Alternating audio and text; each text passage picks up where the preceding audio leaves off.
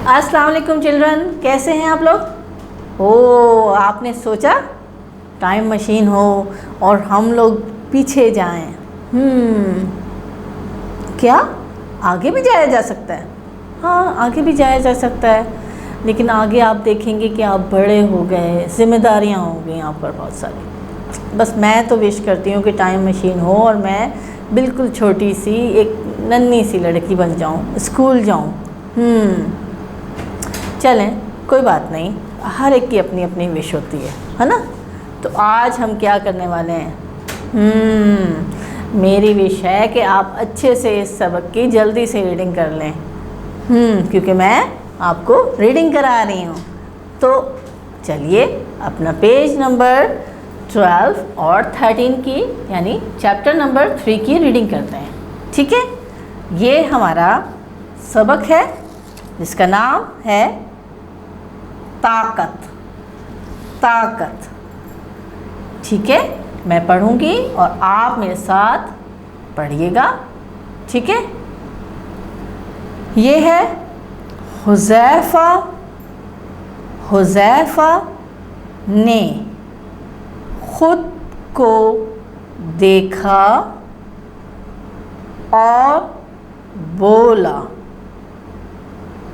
ठीक है, अल्लाह ताला ने हमें बनाया और हमें एक मुकम्मल शक्ल अता की।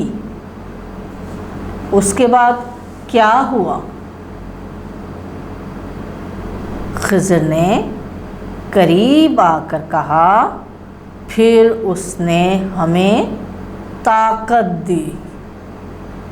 फिर उसने हमें ताकत अता की।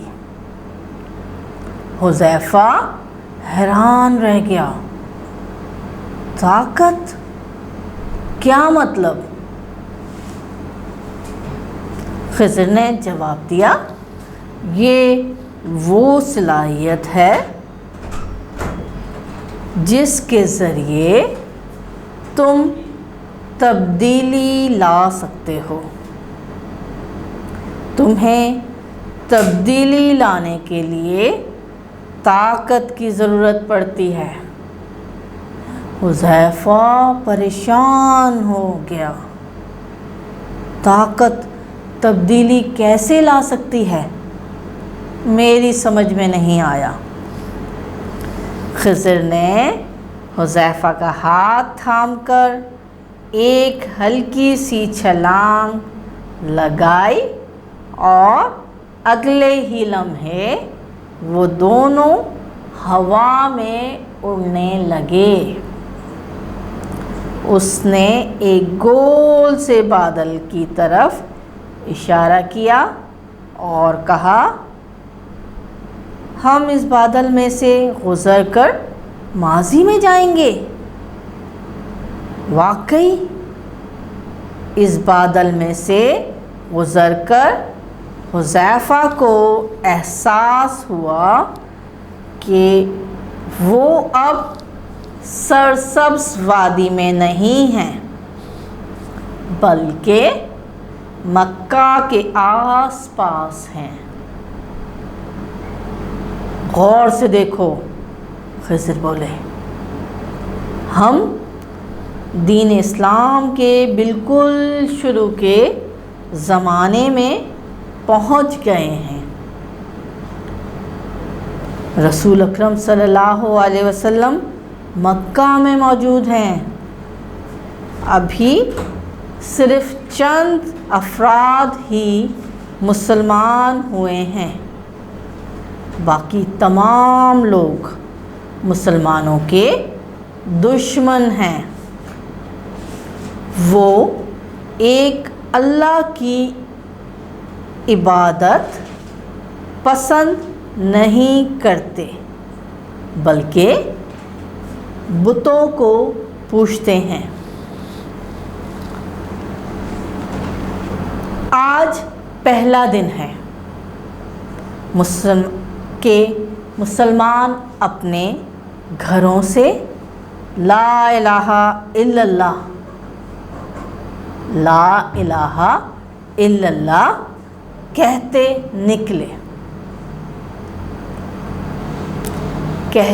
نکلے ہیں، جس کا مطلب ہے اللہ کے سوا کوئی طاقت نہیں۔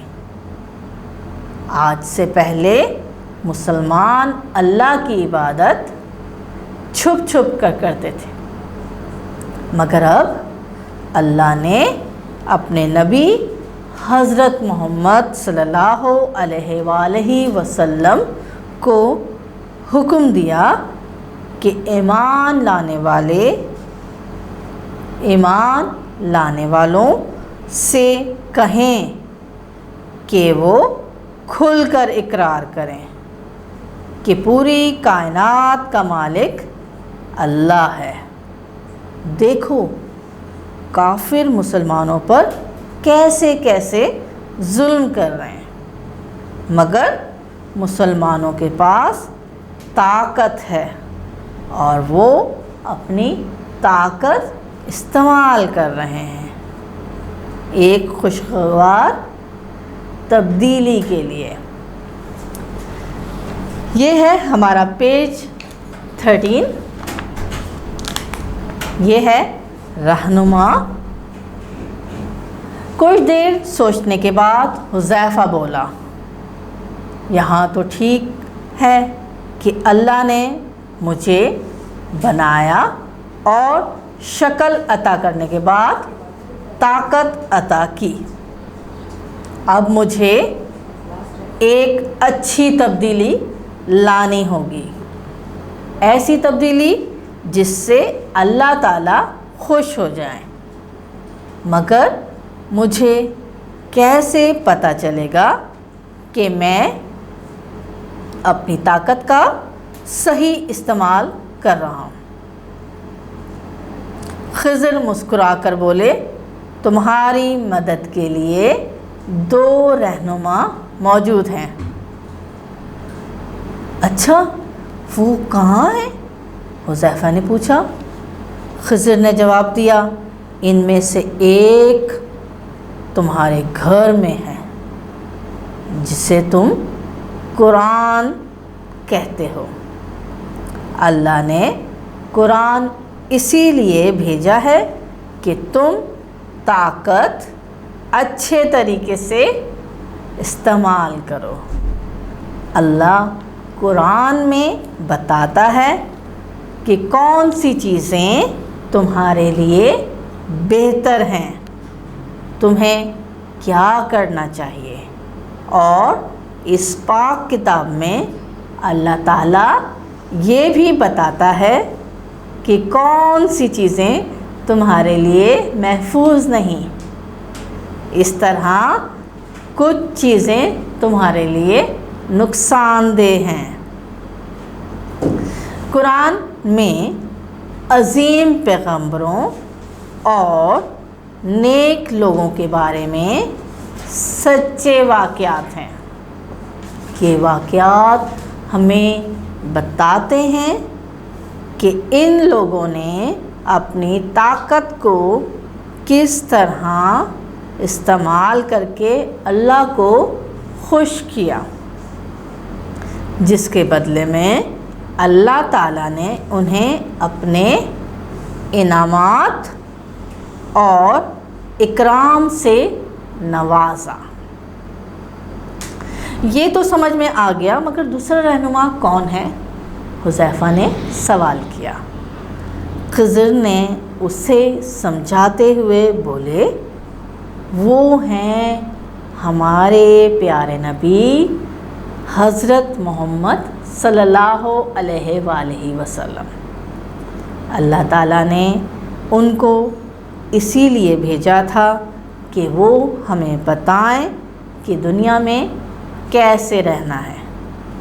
نبی کریم صلی اللہ علیہ وآلہ وسلم نے خوشدلی اور عقل مندی سے اپنی طاقت کا استعمال کیا، اور یہی وجہ ہے کہ ان کی وجہ سے آج تک ایک خوشگوار تبدیلی موجود ہے۔